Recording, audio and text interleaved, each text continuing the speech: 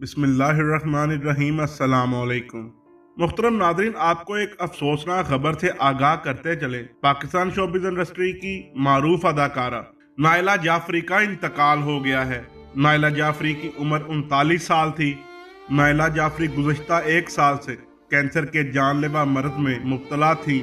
गुज़श्ता रोज उनकी तबीयत खराब होने पर उनको कराची के एक निजी हॉस्पिटल में दाखिल करवाया गया, लेकिन वो वहां पर खुद को जामबर ना कर सकें और अपने हाल के हकीकी से जा मिली।